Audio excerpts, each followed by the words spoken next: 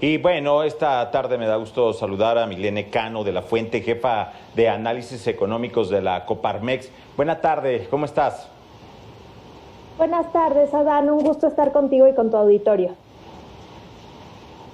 Al contrario, bueno, estamos escuchando este asunto. La pobreza laboral tiene que ver con el ingreso, con los salarios que se pagan y que, bueno, están comprometiendo la integridad de muchas familias. En un análisis de Coparmex, ¿cuál es la situación? Sí, pues bueno, como se comentaba en la cápsula que se mostró al inicio de tu programa, este porcentaje lo que nos mide es la población ocupada que con sus ingresos no puede adquirir la canasta alimentaria. Y con eso estamos hablando de un ingreso de solamente 1,680 pesos aproximadamente para la canasta urbana. Es un poco menor para la gente que vive en zonas rurales, pero lo que estamos diciendo es que hay 40.7% de la población que justo no tiene ingresos laborales suficientes para adquirir esta canasta básica alimentaria, que como les decía es de alrededor de 1,680 pesos.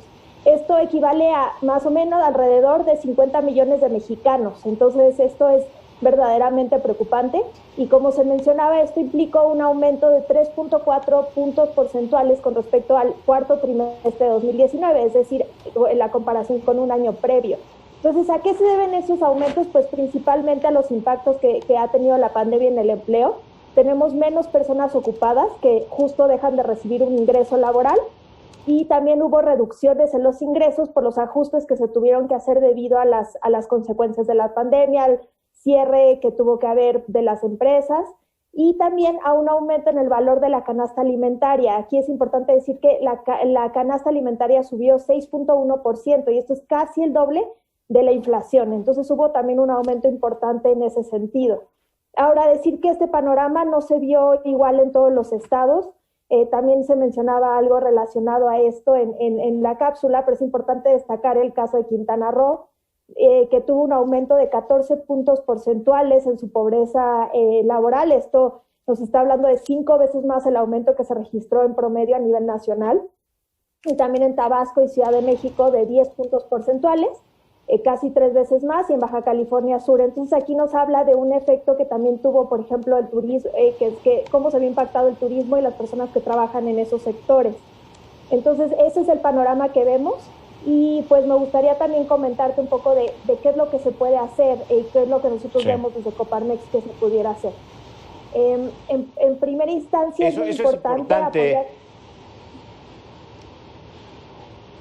Sí, te decía que es muy importante eso. ¿Qué van a hacer los empresarios precisamente?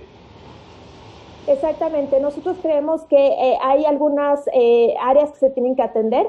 Como se mencionó, el sector turismo se ve muy impactado por todos lados que lo veamos, ya sea a nivel los estados con vocación turística, como lo son Quintana Roo, Baja California Sur, o a nivel el sector en sí. Sabemos que hubo una disminución del 23% de la población ocupada en este sector, en el sector turístico, que estaba afiliada a servicios de salud, es decir, personal formal, ¿no? Personas ocupadas en el sector formal. Entonces, lo que se tiene que hacer es un apoyo a los sectores más afectados por la pandemia y sobre todo a esto nos referimos con los sectores que tienen que ver con los servicios en general. Entonces nosotros desde Coparmex hacemos este llamado a aplicar apoyos específicos y focalizados a este sector. En segunda instancia creemos que es muy importante y también en el marco del 8M que acaba de pasar, es muy importante reducir la brecha que existe entre los ingresos de mujeres y hombres. Sabemos que hay una diferencia, al menos en la formalidad, de alrededor de 900 pesos en promedio entre lo que ganan, en lo que tienen de ingreso laboral los hombres con las mujeres. Entonces, si logramos empatar el salario de las mujeres con el que tienen los hombres, ahí también hablaríamos de un ingreso mayor para pues gran parte de la población ocupada. Entonces eso hablaría de una menor pobreza laboral. En otro sentido también es muy importante fomentar la formalidad, fomentar la formalidad, porque ahí es en donde están los salarios más altos. Sabemos que en promedio, las personas que trabajan en la formalidad ganan 40% más que las que están en la informalidad. Entonces, si logramos pasar a más personas a la formalidad pudiéramos tener niveles de ingresos laborales más altos y por ende bajar la pobreza laboral. Oye, Mayra, y bueno, también, ¿qué se puede hacer respecto a esta parte de la que acabas de hablar? Los apoyos a los empresarios que no se están dando porque pues se dice que bueno, esto era corrupción, que se daba apoyo a los que más tienen y ahora se tienen que dar los apoyos o se le dan los apoyos a los más pobres. ¿Es importante apoyar al generador de empleo? Por supuesto que sí, y la verdad es que no estamos tarde para hacerlo. Como sabemos, en Estados Unidos se acaba de aprobar un tercer paquete de estímulos económicos por una cantidad muy importante. En México no se está pidiendo que sea una cantidad de ese tamaño, pero sí se está pidiendo un apoyo, sobre todo a las micro, pequeñas y medianas empresas dedicadas a estos sectores muy impactados por la pandemia, como lo son los servicios recreativos, culturales, de esparcimiento, los servicios turísticos, los restaurantes, que sí requieren apoyo para el pago de sus nóminas, ya que sus ingresos se han visto afectados durante varios meses. Entonces, un apoyo vendrá muy bien para su recuperación, para evitar más pérdida de empleos y para poder estabilizar las finanzas de las empresas. Entonces, en ese sentido, sí, seguimos haciendo un llamado a que se pueda hacer para poder recuperar justo los empleos de forma más rápida. También nosotros hemos hecho un llamado a implementar lo que nosotros llamamos un bono solidario. Esto consiste en un apoyo por parte del gobierno para aquellas empresas que decidan contratar a más trabajadores. Entonces el gobierno pagaría una parte del salario del trabajador recién contratado por un periodo de 3 meses y por su parte el empleador se compromete a mantener este empleo por al menos 6 meses. Esto incentivaría la creación de empleos y así el ingreso también de las personas en México, y con ello podríamos reducir la pobreza laboral. ¿Este año tú ves que pueda suceder esto en nuestro país o tendremos nuevamente un año lamentablemente perdido entre pandemia y otras decisiones?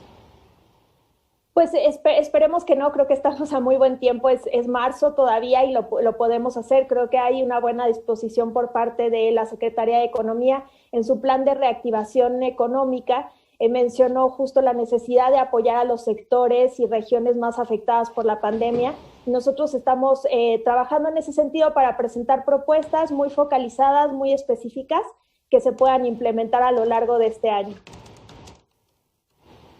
Oye, también otra situación, las proyecciones que recientemente hace Hacienda sobre el Producto Interno, ¿las ven factibles, las ven reales? Estas proyecciones que, como mencionó el subsecretario Llorio, se encuentran alrededor del 5 y 5.5%, están un poco por encima de las expectativas que tiene tanto el mercado e inclusive el escenario central del Banco de México, que es de 4.8%. La verdad es que sí vemos que es un escenario optimista en el sentido que están anclando todas estas expectativas a lo que suceda en Estados Unidos. Se ve un buen panorama para el país, para nuestro vecino del norte, pero sin embargo no solo depende de eso. Nuestro consumo interno está muy deprimido y no solo con la pandemia, desde antes ya venía el mercado interno muy deprimido, entonces necesitamos también acciones que puedan estimular el consumo al interior del país. No solo podemos depender de las exportaciones y del sector manufacturero. Entonces, me parece que es factible si es que se genera un plan de apoyo para el consumo, para justo estos sectores servicios que no tienen que ver con las exportaciones.